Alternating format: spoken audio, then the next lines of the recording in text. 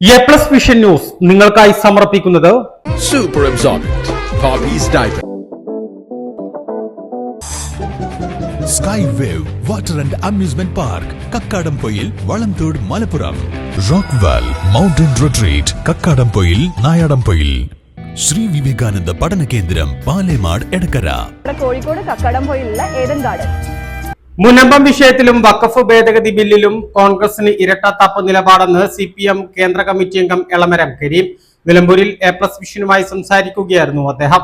മുനമ്പം വിഷയത്തിൽ മുസ്ലിം ലീഗും BJPയും അവരെ വഞ്ചിക്കുന്ന നിലപാടാണ് സ്വീകരിക്കുന്നത്. സർക്കാർ മുനമ്പം ജനതയ്ക്കൊപ്പമാണ്. നിലമ്പൂരിൽ വിജയസാധ്യതയുള്ള സ്ഥാനാർത്ഥിയെ നിർത്തും. ഇലക്ഷൻ പ്രഖ്യാപനത്തിന് ശേഷമായിരിക്കും സ്ഥാനാർത്ഥിയുടെ കാര്യത്തിൽ തീരുമാനമെടുക്കുക. LDFന് അനുകൂല സാഹചര്യമാണ് നിലവിലുള്ളത്. ഈ സാഹചര്യം പ്രയോജനപ്പെടുത്തും. എല്ലാ തെരഞ്ഞെടുപ്പും രാഷ്ട്രീയമായ പരീക്ഷണങ്ങളാണല്ലോ.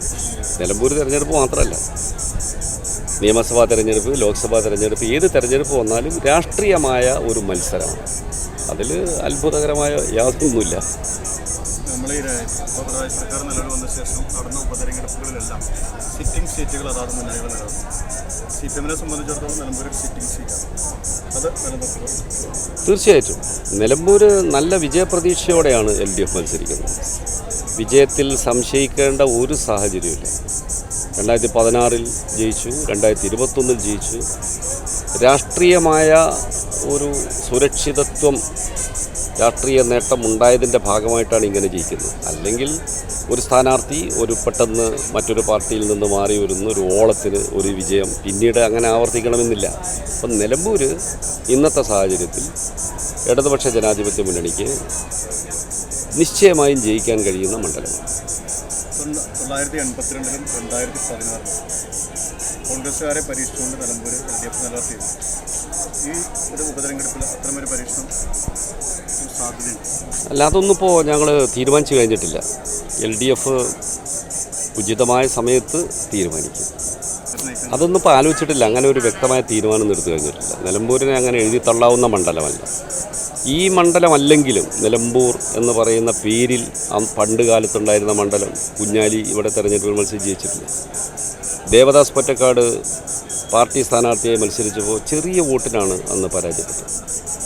ആര്യാടിനെതിരായിട്ട് ഇവിടെ തെരഞ്ഞെടുപ്പ് മത്സരം നടന്നപ്പോൾ 6,000-7,000 വോട്ടിൻ്റെ വ്യത്യാസത്തിനാണ് ഈ മണ്ഡലത്തിൽ LDF തോറ്റത്. അപ്പോൾ LDFന് എത്തിപ്പിടിക്കാൻ കഴിയാത്തൊരു മണ്ഡലമല്ല നിലമ്പൂർ. കോൺഗ്രസിൻ്റെ നയവുമായി യോജിച്ചു പോകാൻ കഴിയാതെ LDFനോട് ആഭിമുഖ്യം പുലർത്താമെന്ന് പരസ്യ പ്രഖ്യാപനം നടത്തി വരുന്ന ഏതൊരാളെയും സ്വീകരിക്കും. അത് സ്വാഭാവികമാണ്. അങ്ങനെ വരുന്നവരെ തള്ളിക്കളയാൻ ഞങ്ങളിവിടെ നിറഞ്ഞു നിൽക്കുകയല്ലോ. അപ്പോൾ അങ്ങനെയുള്ള വ്യക്തികൾ, സാധാരണ മനുഷ്യർ, തീർച്ചയായും LDFൻ്റെ ഭാഗമായി വരും. ഹംസൊക്കെ വന്നപ്പോൾ സ്വതന്ത്രനായിരുന്നു, പിന്നീട് CPIM സംസ്ഥാന കമ്മിറ്റി മെമ്പറായി. ഒട്ടും മോശമല്ലല്ലോ. അപ്പം ഞങ്ങൾ പാർട്ടിയെ വികസിപ്പിക്കുക, LDFനെ വികസിപ്പിക്കുക എന്നത് ഞങ്ങളുടെ രാഷ്ട്രീയ ലക്ഷ്യമാണ്.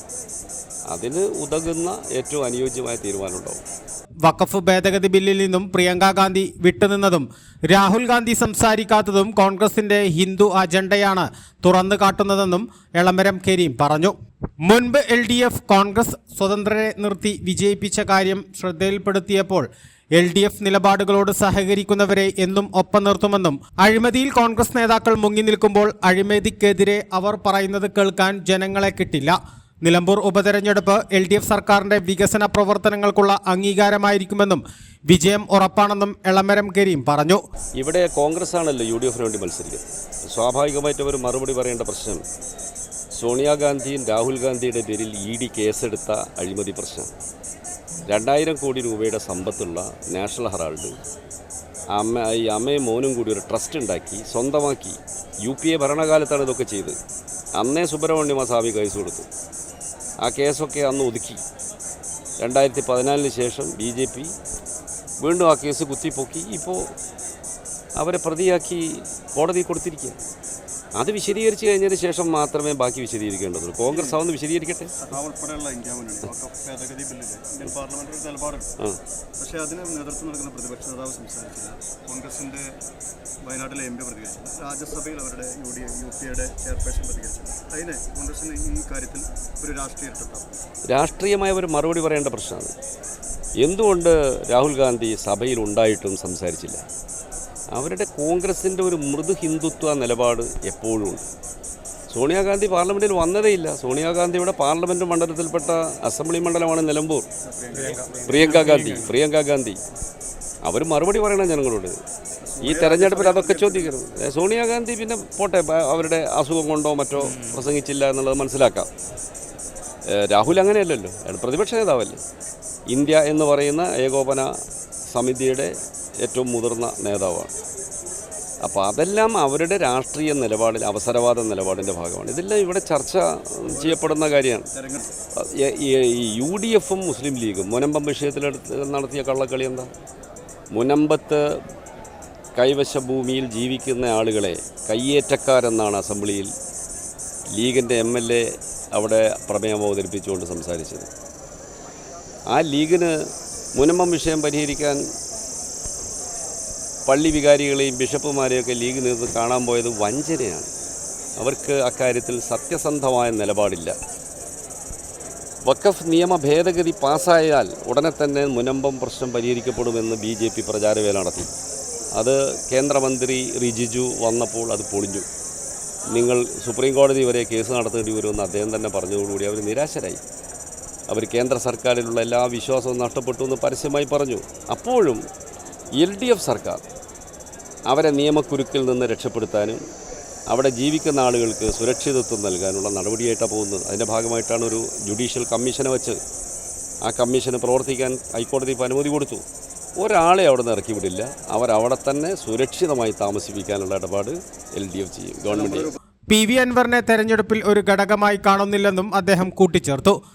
CPM ജില്ലാ സെക്രട്ടേറിയറ്റ് അംഗം VM ഷൗക്കത്ത്, ജില്ലാ കമ്മിറ്റി അംഗം E Padmakshan, CPM area secretary K Mohanan, area committee അംഗം സഹിൽ അകമ്പാടം, നിലമ്പൂർ ലോക്കൽ സെക്രട്ടറി വെട്ടുമ്മൽ ശ്രീധരൻ എന്നിവരും അദ്ദേഹത്തോടൊപ്പമുണ്ടായിരുന്നു.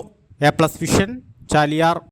കാഴ്ചകളുടെയും വിസ്മയങ്ങളുടെയും സ്വപ്ന നഗരിയായി മാറിക്കൊണ്ടിരിക്കുന്ന കക്കാടംപൊയിലിൽ അപൂർവതയുടെ വിസ്മയം മിഴിതുറക്കുന്നു. Sky wave water and amusement park. ഇത് നിങ്ങൾക്ക് നൽകും ആസ്വാദനത്തിന്റെ വേറിട്ട അനുഭവം. ഇവിടെ എല്ലാ പ്രായക്കാർക്കും ഒരുപോലെ ആസ്വദിക്കാൻ അനുയോജ്യമായ അന്താരാഷ്ട്ര നിലവാരത്തിൽ വൈവിധ്യമാർന്ന ത്രില്ലിംഗ് റൈഡുകളാണ്.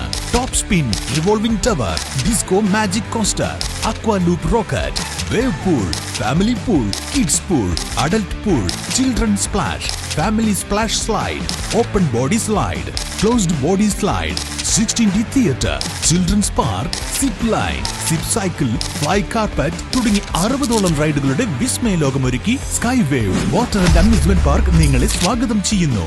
നിങ്ങൾ തീർച്ചയായും കണ്ടിരിക്കേണ്ട ഒരു മായ കാഴ്ചയാണ് സ്കൈ വേവിൽ നിങ്ങൾക്കായി ഒരുക്കിയിരിക്കുന്നത്. Sky wave water and amusement park, Kakkadampoyil, Valamthode, Malappuram.